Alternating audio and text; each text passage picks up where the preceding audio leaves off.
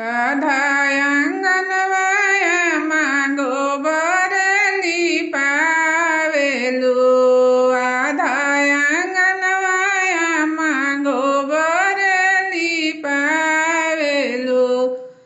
आधा आंगनवा कैलू जोग हमरो आमा हो।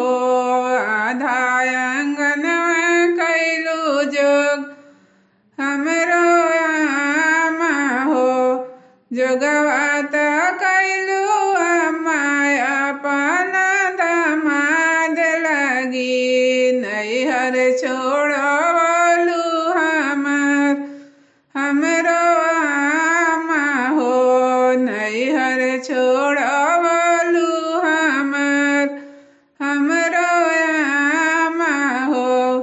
आधा आंगनवा दीदी गोबर लिपावेलू। आधा आंगनवा कैलू जोग हमरो दीदी हो। आधा आंगनवा कैलू जोग हमरो दीदी हो। जोगवा त कैलू दीदी अपन बहनोइया लगी। नैहर छोड़लू हमरो दीदी हो। नैहर छोड़लू हमरो दीदी हो।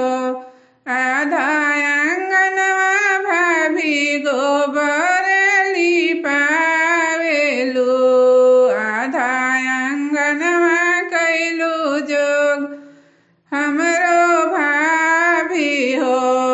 आधा आंगनवा कैलू जोग हमरो भाभी हो।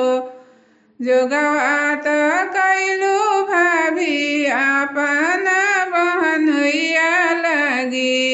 जोगवा त कैलू भाभी अपन ननदोइया लगी। नैहर छोड़लू हमरो भाभी हो।